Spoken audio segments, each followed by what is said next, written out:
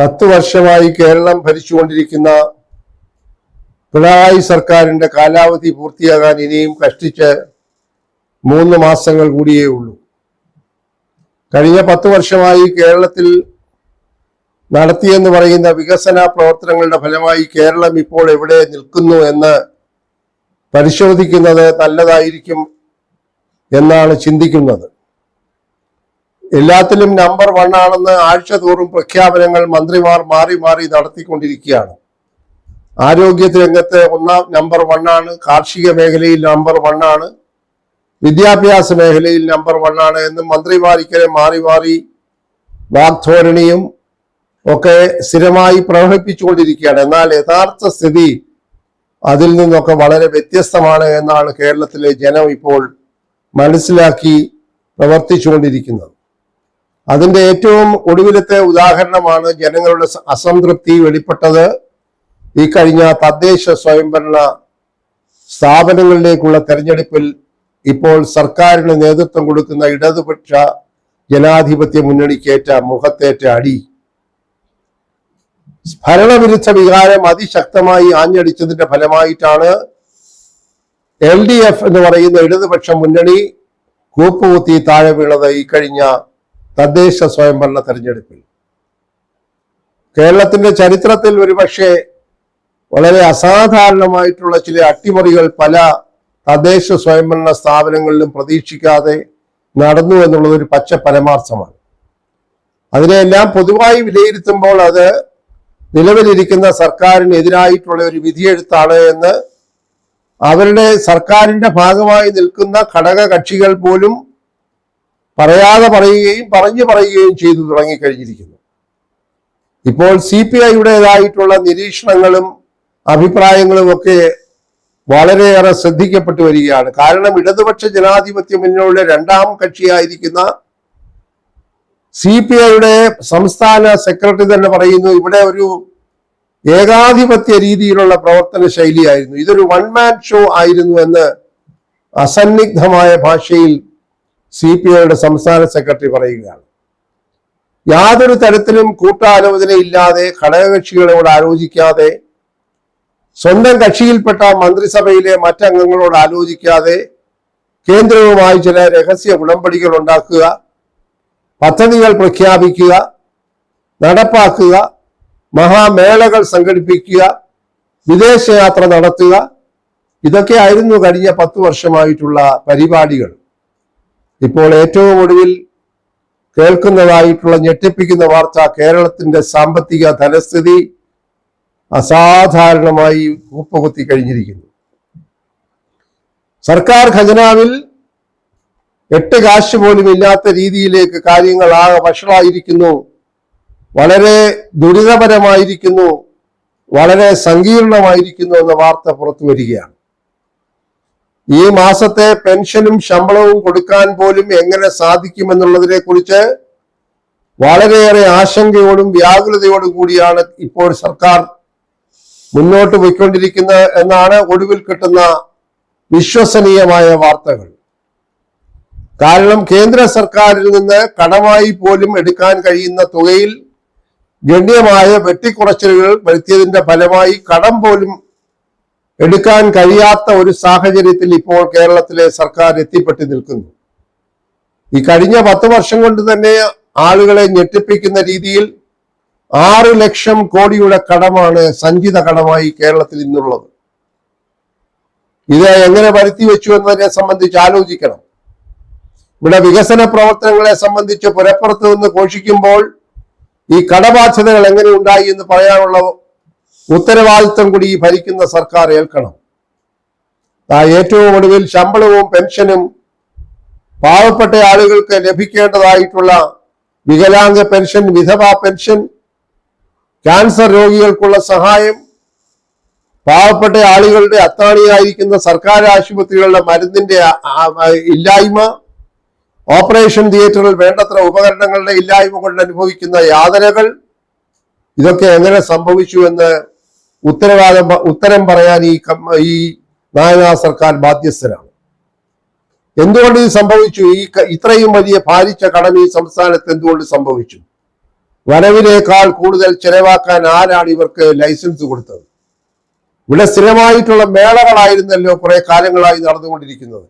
ആഗോള സംഗമങ്ങൾ, ലോക കേരള സഭ, അയ്യപ്പ സംഗമം, വലിയ വലിയ ആഘോഷങ്ങൾ, മേളകൾ, സർക്കാർ ചെലവിൽ യാതൊരു നിയന്ത്രണവും ഇല്ലാതെ നികുതിദായകന്റെ പണമെടുത്ത് ആർഭാടമായി ജീവിച്ചു കഴിഞ്ഞ ഒരു കാലഘട്ടമായിരുന്നു ഈ സർക്കാരിൻ്റെ എന്ന് പറയാൻ യാതൊരു സംശയവും മടിയുമില്ല. അങ്ങനെ കെടുകാര്യസ്ഥതയുടെ ഏറ്റവും ഒടുവിൽ ഇപ്പോൾ ഇതാ 8 കാശില്ലാതെ സർക്കാർ നട്ടം തിരിയുകയാണ്. എങ്ങനെയാണ് ജീവനക്കാർക്ക് ശമ്പളം കൊടുക്കാതിരിക്കുക?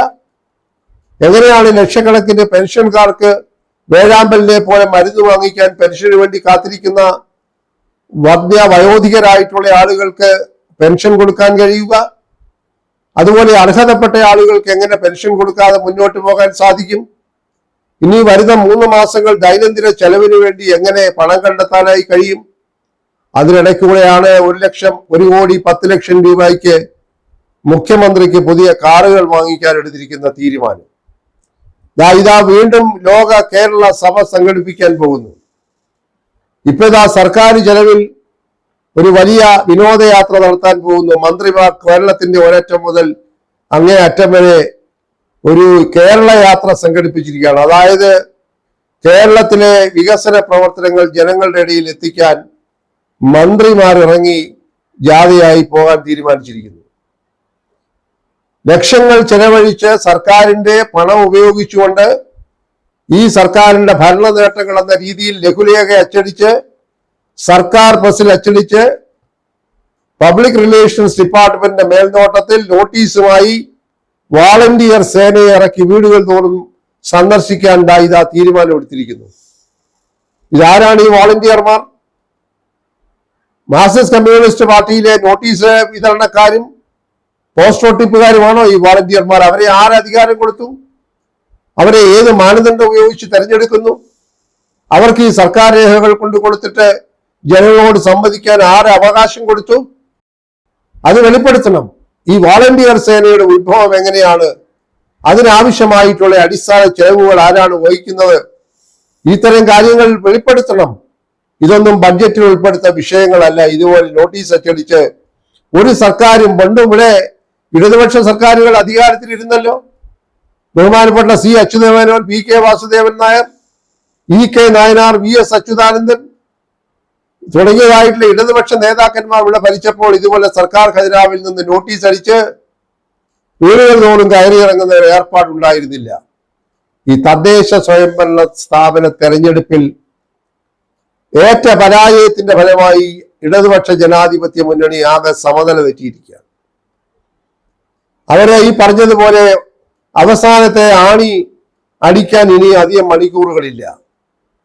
ആ ഒരു പരിഭ്രമത്തിലാണ് ഈ തരത്തിലുള്ള വേലകളൊക്കെ കാണിച്ചുകൊണ്ട് ഈ സർക്കാരിന്റെ ശേഷിക്കുന്ന 8 കാശ് പോലും എടുത്ത് ചെലവഴിച്ച് അത് തളിച്ച് വൃത്തിയാക്കി പുതിയ സർക്കാരിനെ ഏൽപ്പിക്കാൻ പോകുന്നത്. എന്തൊരു ക്രൂരമായിട്ടുള്ള ഒരു സമീപനമാണ്. ധാരാളിത്തത്തിനൊരു കുറവില്ല. എത്രയോ ഉന്നതന്മാരായ പെൻഷൻ പറ്റിപ്പിരിഞ്ഞ IAS IPS ഉദ്യോഗസ്ഥന്മാർ ഇപ്പോഴും ലക്ഷക്കണക്കിന് ശമ്പളം വാങ്ങിച്ചുകൊണ്ട് സർവീസിൽ തുടരുകയാണ്. എന്താണ് അവരെ നിയമിച്ചതിന്റെ മാനദണ്ഡം? സർക്കാരിന്റെ വാഴ്ത്തുപാട്ടുകൾ ഭംഗിയായി പാടാൻ കഴിയുന്നവർ എന്നതാണ് അവർക്കുള്ള യോഗ്യത. ലക്ഷങ്ങളാണ് ഓരോ IAS IPS റിട്ടയർ ചെയ്ത ഉദ്യോഗസ്ഥന്മാർ വാങ്ങുന്നത്. സർവീസിലിരിക്കുന്ന IAS ഉദ്യോഗസ്ഥന്മാർ എല്ലാം അസംതൃപ്തരാണ്. ചില IAS ഉദ്യോഗസ്ഥന്മാർക്കെതിരായി സസ്പെൻഷൻ, മാറ്റി നിർത്തലുള്ള നടപടി, അതിന്റെ പേരിൽ കോടതിയിൽ കേസുകളൊക്കെ ഇപ്പോഴും നടന്നുകൊണ്ടിരിക്കുകയാണ്. ഇതൊക്കെയാണോ ഈ നമ്പർ 1 എന്ന് അവകാശപ്പെടുന്ന ഒരു സർക്കാരിന്റെ കിരീടത്തിലെ പൊൻതുവലുകൾ? സ്വന്തം ഉദ്യോഗസ്ഥന്മാരെ പോലും സംരക്ഷിക്കാൻ കഴിയാത്തതായ ഒരു ഭരണ സംവിധാനം, ദൈനംദിന കാര്യങ്ങൾ പോലും കൃത്യമായി നടത്താൻ കഴിയാത്ത, കാര്യക്ഷമതയില്ലാത്ത ഒരു ഭരണ നേതൃത്വം. ഉന്നത വിദ്യാഭ്യാസ വകുപ്പ് കുട്ടിച്ചോറായി കിടക്കുന്നു. വൈസ് ചാൻസലർമാരില്ല. വേണ്ട രീതിയിൽ കോളേജുകളിൽ അധ്യാപകരില്ല. ഇന്നും ഏതാണ്ട് 66ഓളം സർക്കാർ ഗവൺമെന്റ് കോളേജുകളിൽ പ്രിൻസിപ്പൽമാരില്ല. 11 സർവകലാശാലകളിൽ വൈസ് ചാൻസലർമാരില്ല. ഇത് കേരളത്തിന്റെ ചരിത്രത്തിൽ കേട്ടുകേൾവിയില്ലാത്ത കാര്യങ്ങളാണ്. എന്നിട്ടാണ് ഇവിടെ പറയുന്നത് കേരളം നമ്പർ 1 ആണ്. ഇപ്പോഴും പല സ്കൂളുകളും കെട്ടിടങ്ങളൊക്കെ എപ്പോഴാണ് ഇടിഞ്ഞു വീഴുന്നതെന്നുള്ള ആശങ്കയിലാണ് അവിടുത്തെ വിദ്യാർത്ഥികളും കുട്ടികളും. ഉച്ചക്കഞ്ഞി വാങ്ങി കൊടുത്തവർക്ക് അധ്യാപകരുടെ കയ്യിൽ നിന്ന് പണമെടുത്ത് ഉച്ചക്കഞ്ഞി ഉണ്ടാക്കി ഉച്ചഭക്ഷണം കൊടുത്തവർക്ക് പണം കൊടുത്തിട്ടില്ല. ആശുപത്രികളിൽ മരുന്ന് കൊടുത്തവർക്ക് കമ്പനികൾക്ക് പണം കൊടുക്കുന്നില്ല. ഓപ്പറേഷൻ ആവശ്യമായിട്ടുള്ള വസ്തുക്കളില്ല. ആകെ മുച്ചൂടും മുടിഞ്ഞു കിടക്കുന്ന ഒരു സർക്കാരായി മാറിയിരിക്കുന്നു. വളരെ ഞെട്ടിപ്പിക്കുന്ന വാർത്തകളാണ് പുറത്തു വരുന്നത്. ശമ്പളവും പെൻഷനും 2 ദിവസങ്ങൾക്കകം കേരളത്തിൽ എങ്ങനെ കൊടുക്കാൻ കഴിയും? വരുന്ന 3 മാസങ്ങൾ എങ്ങനെ സാമ്പത്തിക കാര്യങ്ങൾ മുന്നോട്ട് കൊണ്ടുപോകാൻ സാധിക്കും? കേന്ദ്രം വളരെ കടുത്ത നിബന്ധനകളോടുകൂടി ഈ കടമെടുക്കുന്ന തുകയുടെ സംഖ്യ വെട്ടിക്കുറച്ചിരിക്കുകയാണ്. എടുത്ത കടം പോലും വീട്ടാൻ കഴിയാതിരിക്കുകയാണ്. കിഫ്ബി എന്ന് പറയുന്ന ഒരു യന്ത്രം കണ്ടുപിടിച്ച് അതിലൂടെ വലിയ വികസന പ്രവർത്തനങ്ങൾ കൊട്ടിഘോഷിക്കുകയാണ്. അതിൻ്റെയൊക്കെ മേലധികാരികളായിരിക്കുന്നവരൊക്കെ സർവീസിൽ നിന്ന് എത്രയോ വർഷം മുമ്പ് പിരിഞ്ഞു പോയവരാണ്. ലക്ഷങ്ങളാണ് ഇപ്പോൾ ആ സ്ഥാനത്തിരുന്നുകൊണ്ട് പ്രതിഫലം പറ്റുന്നത്. ഇതാരുടെ പണമാണ്?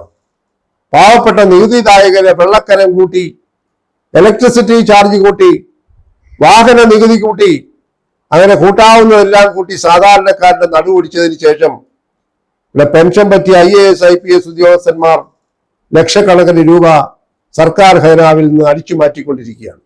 ഇതെന്തൊരു ഭരണമാണിത്? ആളുകൾ സഹി കെട്ടിരിക്കുന്നു. ഇനിയുമുള്ള 3 മാസം എങ്ങനെ കഴിയുമെന്നുള്ളതിനെ കുറിച്ച് വളരെ ആശങ്കയാണ് സർക്കാരിനുള്ളത് എന്നാണ് ഇപ്പോൾ വരുന്ന റിപ്പോർട്ടുകൾ. അതുകൊണ്ട് ഇനിയെങ്കിലും സർക്കാരിന്റെ കയ്യിലുള്ള പണം കാര്യക്ഷമമായി ഉപയോഗിച്ചുകൊണ്ട് മാനമായി 3 മാസം കഴിയുമ്പോൾ ഇറങ്ങി പോകുന്നതാണ് ഒരു രാഷ്ട്രീയ അന്തസ്സിന് ചേർന്നതായിട്ടുള്ള ഒരു ഭരണക്രമം. അതിനാവശ്യമായിട്ടുള്ള ഗുണദോഷമായിരിക്കണം പാർട്ടിയുടെ നേതാക്കന്മാർ നൽകേണ്ടത്. അല്ലാതെ പാർട്ടിയുടെ നേതാക്കന്മാർ ഏതെങ്കിലും ചില ചോദ്യങ്ങൾ മാധ്യമപ്രവർത്തകർ ചോദിക്കുമ്പോൾ നിങ്ങൾക്ക് തലക്കെട്ട് തരാനല്ല ഞങ്ങൾ ഇവിടെ ഇരിക്കുന്നത് എന്നൊക്കെ പറയുന്ന ദുർബലമായിട്ടുള്ള തരംതാണ മറുപടികളല്ല കേരളത്തിന് ആവശ്യം. കൃത്യമായി പദ്ധതികളെ കുറിച്ച് പറയണം. കെടുകാര്യസ്ഥത കൊണ്ടും ആർഭാടം കൊണ്ടും ധാരാളിത്തം കൊണ്ടും ഈ സർക്കാരിന്റെ ഖജനാവ് ഒഴിഞ്ഞു എന്ന ആർജവത്വം കൂടി പറയാനുള്ള നട്ടെല്ല് കാണിക്കണം. ഈ പറയുന്ന ധാരാളിത്തവും ധിക്കാരവും ധാർഷ്ട്യവും ഏകാധിപത്യവും ഒക്കെ അവസാനിപ്പിക്കണം. ഇനിയെങ്കിലും പറഞ്ഞിട്ട് കാര്യമില്ല, വൈകിപ്പോയി. പോയ ബസ്സിന് കൈ കാണിച്ചിട്ട് യാതൊരു പ്രയോജനവുമില്ല. കേരളത്തിലെ ജനങ്ങൾ അനുഭവിക്കുകയാണ്. 3 മാസം എണ്ണിക്കഴിയുകയാണ്. ഒരു വലിയ ഭരണമാറ്റം ഉണ്ടാകുമെന്ന് കേരളത്തിലെ സമൂഹം പ്രതീക്ഷിക്കുന്നു. കാരണം ഇങ്ങനെയുള്ള ഒരു ഭരണക്രമവുമായി മുന്നോട്ട് പോകാൻ കേരളത്തിലെ 3 കോടി ജനങ്ങൾ ഇനി ഒരിക്കലും തയ്യാറാവുകയില്ല എന്നാണ് ഇപ്പോൾ പുറത്തു വരുന്ന കാര്യങ്ങൾ വളരെ കൃത്യമായി അടയാളപ്പെടുത്തുന്നത്.